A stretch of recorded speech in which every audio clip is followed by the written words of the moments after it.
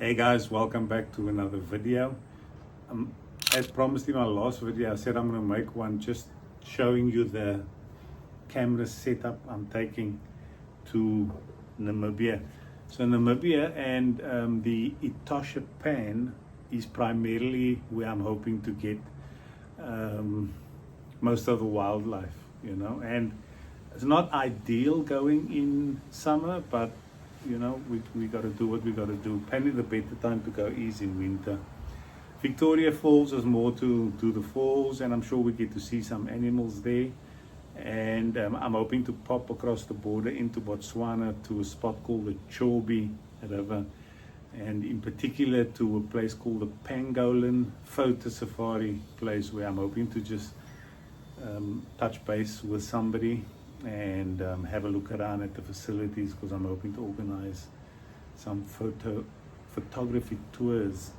So also I'm doing this on the iPhone because I'm using the G7 for illustration purposes, and I can't put the receiver into the phone because it's on the Osmo at the moment, which works quite well because it kind of tracks you as you move, which I like. But the minute you put this in there, it messes with the balancing, and then you get all sorts of messages about the motor overloading and blah blah blah. So that's the only thing that I find a little bit, I don't know if you can maybe tweak the balancing. I'll have to have a look at that. But I'm a reasonable distance, probably a meter away from the iPhone. So hopefully the audio is good. Now on the topic of the iPhone, you'll notice here's a little bracket on the iPhone goes into here. I don't have another one for illustration purposes. I might actually grab my wife's phone. So the idea is to always keep the 100 to 400 on the G9, right? And I can always flip from photo to video here. But the idea around the iPhone on there, because the iPhone 15, the quality is exceptional. This, because it's 100 to 400, I'm going to have nice close-up photos and video. But I think the iPhone on there will be nice for some of those wider video shots, And then the nice thing with this bracket is it can turn as well. So if I want to do a quick couple of photos just to upload to social media as a bit of a teaser, I have that option on the phone. So G9 100 to 400 for those really nice close-up shots, and then I've got the 12 to 60 on the G7, and this is so nice and small and compact and handy that it'll just be ideal for those quick handheld shots that I might need to do while this is set up there. Because when you're on safari, things happen quite quickly, animals are moving, so I don't want to be faffing around with stuff. So it's ideal that I've got this ready to go. And like I said, I love the 12 to 60 millimeter. It's wide, it can come in, come in reasonably close. Plus I can pop on the 45 to 150 if I need to. So that's sort of the rationale around my gear. It's just a quick, be able to point and shoot, because sometimes the animals are real close, and then the 100 to 400 is not going to help us, and we need to quickly be able to react. So that's the logic there. And then finally, I've just got this is an old GoPro 7.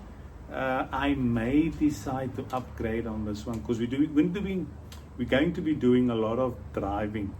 So I kind of like that shot where you sort of, let me just stand over here, holding the into the vehicle. So that's what that is. Whether I need to upgrade or not, I don't know. The quality on the 7 is still second to none. And then finally, for in the vehicle or on the vehicle somewhere, this is my GoPro Hero 5. Once again, quality on this stuff for what I'm doing, I got no problems with it. So that is pretty much it. Short video just running through the equipment or the gear I'm going to be using on that trip. And like I said, the main safari bit is in Etosha, so we're going to spend a few nights in Etosha. We do have a safari booked at a place called Aquila in Cape Town, so I suspect I might get some more photos there, and hopefully at a few other places in Botswana and Victoria Falls. And then obviously you've got still the drone shots for all that other perspective, you know. So look guys, I hope that was sort of informative, maybe give you some ideas as to how, if you are traveling somewhere, you do have a second camera, which is, I think, is kind of a must these days.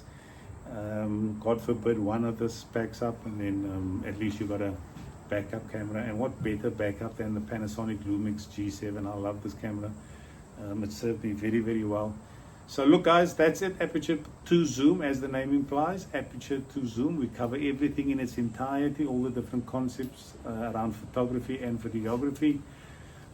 Keeping it simple as much as we can, keeping it short and sharp, and hopefully adding some value to you. If you like the video, please give it a thumbs up, subscribe if you haven't already, and we will catch up in the next one. Over and out. Cheerio. Bye bye.